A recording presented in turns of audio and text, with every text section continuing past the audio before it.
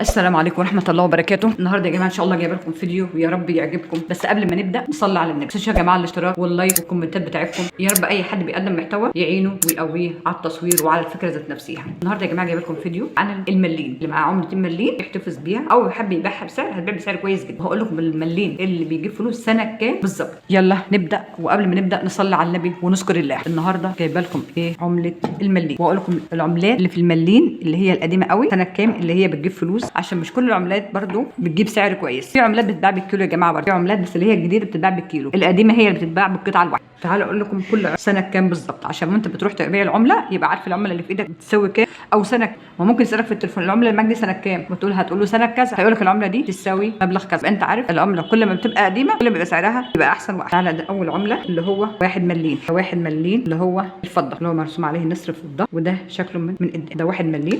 ده برضو 1 مليم تاني ظهره برضو النسر. ال1 مليم اللي هو الابيض ده سنه 1392، يبقى العملتين دول سنه 1392.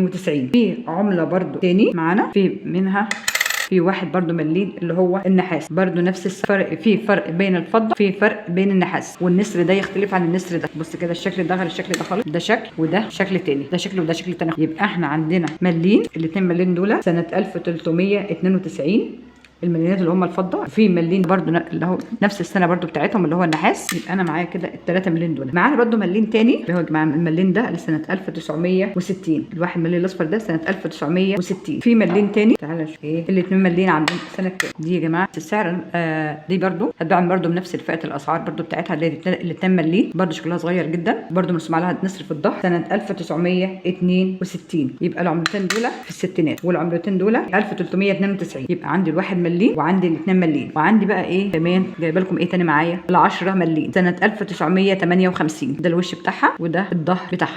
وجايبه لكم تاني عمله تاني 10 برضو ملين تاني سنه 1960. سنه 1960 برضو في ظهرها النسر. انا عندي الواحد ال10 ملين والواحد والاثنين ملين. يبقى انا جبت لكم كام عمله.